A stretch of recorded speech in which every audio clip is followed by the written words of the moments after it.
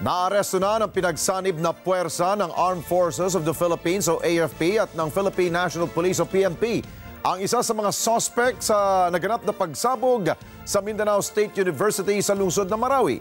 Inilabas na rin ng AFP ang kuha ng CCTV recording sa labas mismo ng gymnasium ilang minuto bago ang pagsabog. Kunin natin ang live report ni Mark Gabriel. Mark, sigurado ba ang otoridad na siya na yun? Alex, siguradong-sigurado itong mga otoridad na itong hawak nilang suspect ay isa doon sa mga nagpasabog dyan sa loob ng Dimaporo Gymnasium sa Mindanao State University. Sa pamamagitan niyan, Alex, nung eyewitness at tugma rin doon sa mga nakalap nilang CCTV footage. Sa CCTV footage nakuha sa labas ng Dimaporo Gymnasium sa Mindanao State University noong December 3, makikita ang pagdating ng lalaking nakasuot ng itim na jacket. Pasado alas 6 ng umaga, kinilala siya ng militar na si Jafar Gamo Sultan alias Jaf. Alas 7:03 ng umaga, dumating ang isa pang lalaki na kinilala naman na si alias Omar. Bit-bit niya ang isang itim na bag na hinihinalang pinaglagyan ng bomba. Sinundan siya ng nakaitim na lalaki papasok sa gymnasium. Makaraan ng ilang minuto, magkasunod din na lumabas ang dalawang suspect. Wala na ang bag na bitbit ni alias Omar na nooy may hawak na cellphone na pinaniniwala ang ginamit na triggering device. Ngayon lang binumbahan. Eksakto alas 7:12 ng umaga, sumabog na ang bomba sa loob ng gymnasium. Kasabay nito, inanunsyo ng militar ang pagkakaaresto sa suspect na si Jafar Gamo Sultan alias Jaf. Ayon kay AFP Public Affairs Office Chief Colonel Cerces Trinidad, nadakip ang suspect ng pinagsanib na puwersa ng Task Force Marawi at Marawi City Police sa Barangay Dulay proper sa Marawi City. Nabawi rin sa kanya ang dalawang motorsiklo na pinaniniwala ang ginamit ng mga suspect. Ipinauubaya na ng militar sa PNP ang investigasyon sa insidente. Sana sa lalong madaling panahon, matuntun na nila hindi lamang ang mga persons of interest at kung sino pa na sa periphery na may kinalaman dito. Una nang inilabas ng PNP noong nakaraang araw ang mukha ng dalawang suspect na nakilalang sina Arsani Membisa alias Lapitos at Kadapi Mimbesa alias Engineer na parehong miyembro ng Dawla Islamiyah Maute Group.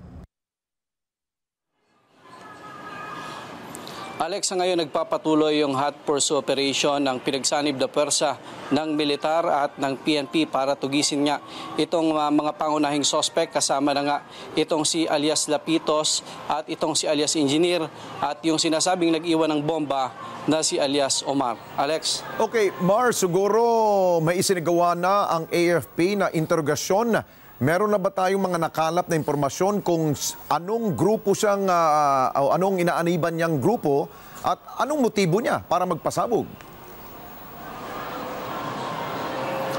Alex, sa ngayon hindi pa inilalabas ng AFP yung impormasyon patungkol doon sa mga posibleng impormasyon na ibinigay sa kanila nitong si alias Jaf na kanilang naaresto.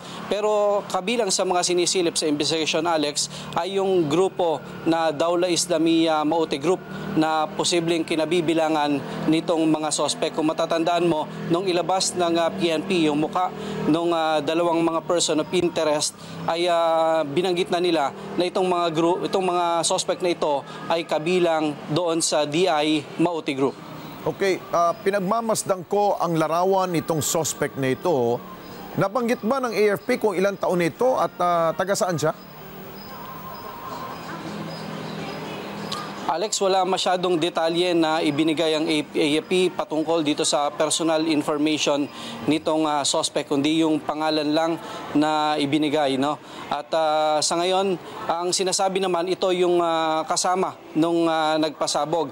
Pero lumalabas sa mga naunang investigasyon ng PNP, Alex, may mga kasabwat pa na tinitingnan. Yan yung mga nagsilbing lookout doon sa labas nitong universidad at may mga witness na rin na nagtuturo at sa ngayon binubuo ng PNP yung mukha nitong mga karagdagan pang suspect na posibleng nasa likod nitong pagpapasabog dyan sa Marawi City. Oo, Mar, kaya ko lang natanong yan na baka itong suspect nito ay bahagi ng paaralan or estudyante ng paaralan na posibleng dahil labas-pasok parang hindi siya ordinaryong tao lamang na nakalusot lamang dyan sa paaralan na yan, Mar.